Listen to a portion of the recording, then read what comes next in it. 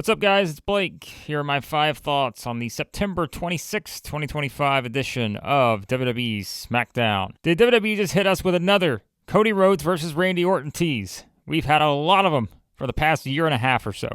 We kept thinking we were going to get the match over a year ago. Didn't happen.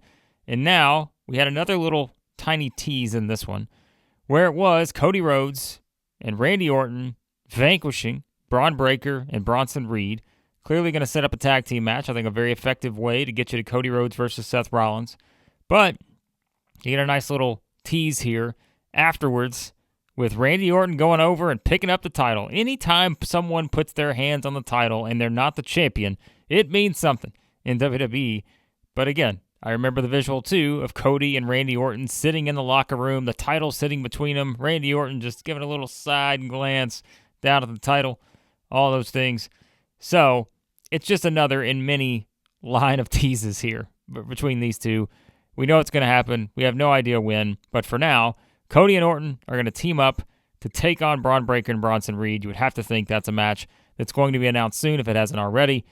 But you had Cody, confronting Paul Heyman here. I thought the best line Cody had was asking Heyman if he was the Oracle, was he the wise man, or was he the advocate? I think it's a great way to put it when you think about all the different iterations of Paul Heyman, and Heyman responding that he's just the GOAT.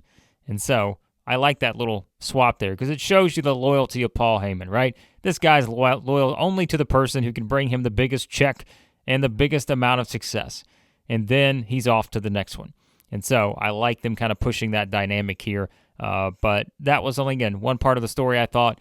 The other part was, hey, we're going to get to Cody versus Orton.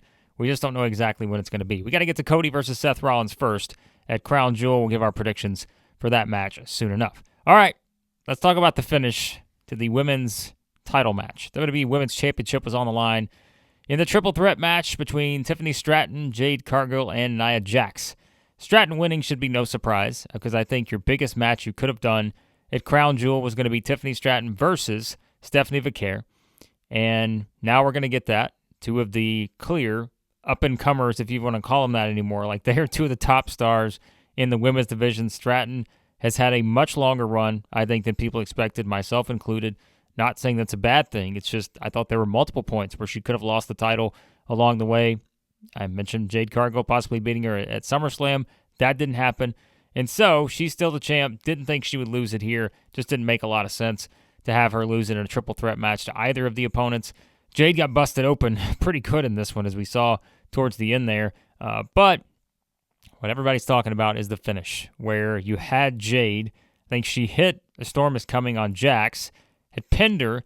Stratton drop kicks Jade out of the way, and it's kind of one of those finishes we see all the time in triple threat matches, right? Someone hits their finisher or someone hits a big move, the other person knocks them out of the ring, and that person gets the pin for the win. That's usually how it goes. And so, as they're doing this, I'm thinking, that's exactly what they're about to do. Stratton's going to pin Jax, 1, 2, 3. Well, the problem was, we know the referee didn't count the 3, even though Jax never put her shoulder up. And I know there's been a lot of discourse online as to just that being one of the more glaring botches you'll see in WWE, because that was the main event. It was the championship match, and it was just sort of the land of confusion whenever Jax didn't get her shoulder up, the referee didn't count the 3, and everyone's kind of looking around. The fans are booing and all that kind of stuff. Very unfortunate that it had to play out that way because I thought it was a fun main event. Again, I just think Stratton has just continued to be very, very good in this role as champion. She's had some very good matches along the way. Again, I don't know if anyone really believed that Nia Jax was going to win the championship. I think we're kind of past that at this point. Although I think Jax also probably hasn't gotten enough credit since her return to WWE. I think she's been perfectly fine and serviceable in her role. But this wasn't one where you were going to give Jade her first big title win in a triple threat match. Stratton needed to retain. It's just like I said, it's sort of unfortunate. The finish was what it was. But Stratton hits the prettiest moonsault ever, gets the win after that. So that is kind of the most thing of consequence coming out of it is you're going to get Stratton versus Vaquer. But yeah, not exactly the cleanest finish to this particular match. I guess maybe in more ways than one, with Jax, Cargill getting busted open. in this one. So, all right, the best thing on SmackDown right now, my number 3 thought, is the United States Open Title Challenge. And I don't know if there's a close second, because every single week, Sami Zayn has just delivered time and time again. No surprise. I mean, stop me if you've heard that one before. Sami Zayn had a great match. Go figure, right? But I like the fact that Javon Evans was his opponent here, because it accomplished 2 different things. For starters, you're giving some profile to Evans before NXT No Mercy tonight, which I would highly suggest you watch. If you've not checked into NXT in a while, check it out, because I think it's going to be a really good show. You've got some really good matches, Javon Evans versus Josh Briggs. You've got the 2 top championship matches, Obafemi defending against Ricky Saints. You've got JC Jane defending against Lola Vice. Plus, you've got the weaponized steel cage match between Jordan Grace and Blake Monroe, which I think should be fantastic. And so, yeah, some really good stuff on this card. NXT, Ethan Page defends the NXT North American Championship against Tavion Heights. So I like the fact, and I think they should do this more, where you should, if you're having a show, and obviously the location made sense here, because, the NXT show is going to be in Fort Lauderdale. This was, in a spot that's obviously been a very, familiar theme for WWE. But I think if you're looking at it from that standpoint, use these guys in this way, right? To get a little bit more profile for your NXT talents, especially your top talents, which Javon Evans absolutely is. He's a future top star on the main roster. I think he's the face of NXT as soon as they figure out what they're going to do with the NXT Championship. Because my thing is, and you can, kind of get my thoughts and my predictions, actually do some writing on the website now. You go to WrestlingReaction.com and you can check out some of my thoughts on this NXT show.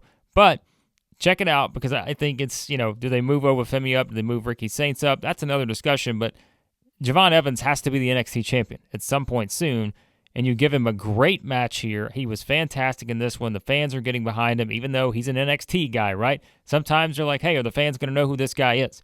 Well, they knew who Javon Evans was, and by the time the match was over, they knew who Javon Evans was too. So I thought it was a great way, very effective, to use that, kind of, pump up one of your future stars.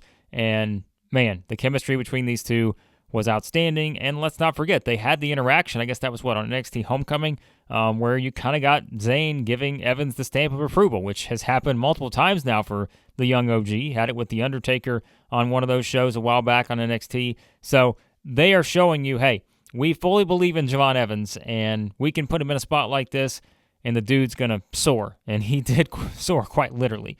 If you saw the one kind of replay they did where he did the dive over the top, and they kind of had the motion replay where you could see his entire body just kind of extended, and just the height and the athleticism of this guy unparalleled in WWE right now. So really enjoyed it. This is, as I said, the best thing going on SmackDown. You don't know who's going to show up and accept this title most weeks, or accept this title match, and I think that's the glory of this whole thing, and why it works so well is that you just don't know who's going to be there, but you know that no matter who it is, Zayn's going to, turn into something really good. So, yeah, I like where we're headed with this, and I think it sort of establishes Zayn as one of your best wrestlers on the roster, but at the same time, it's probably pushing him further and further towards that World Championship opportunity, which could come at WrestleMania 42 if he wins the Royal Rumble.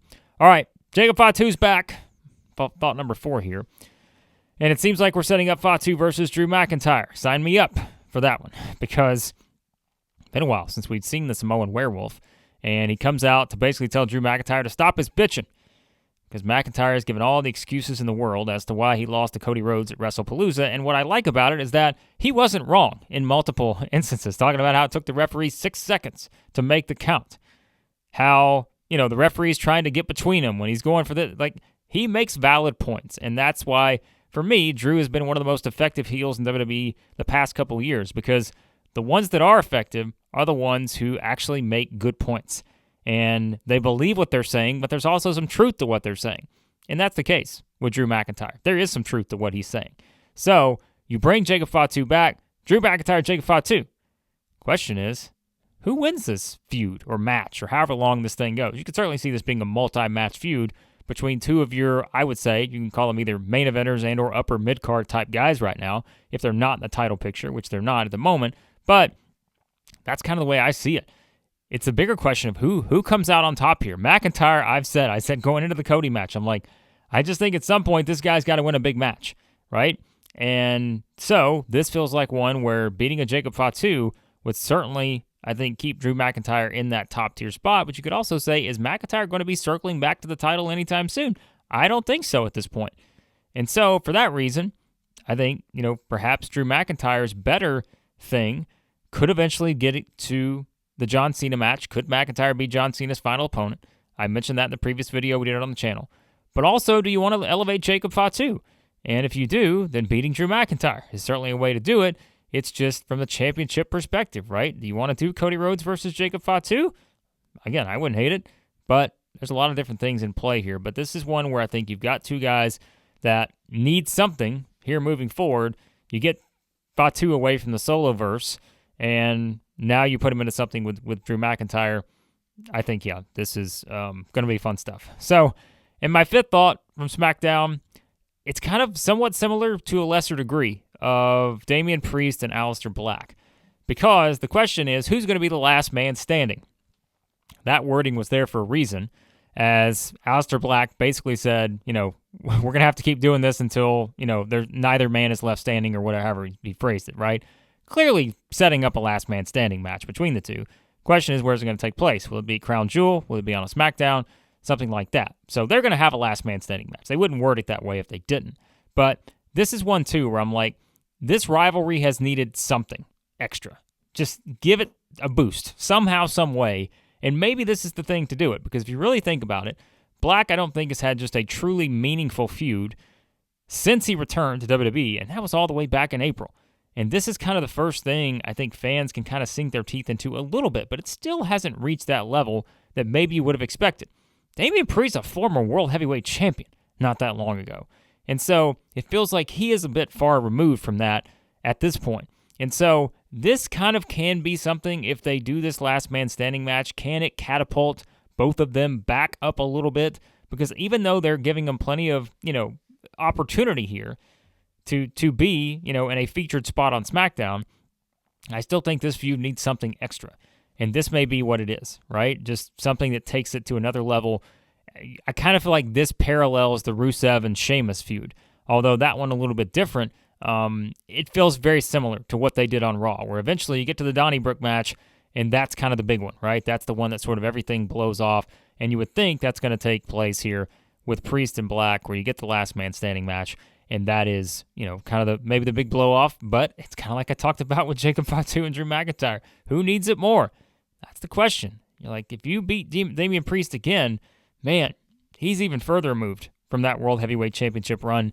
But Aleister Black, do you position him? Do you think he's someone? And I think it's the same question we asked about Rusev. He came back. How do you view him if you're WWE? Do you view him as just sort of a United States champion level guy? Do you view him as a world champion level guy? Rusev clearly heading towards the Intercontinental Championship opportunity against Dominic Mysterio on Raw.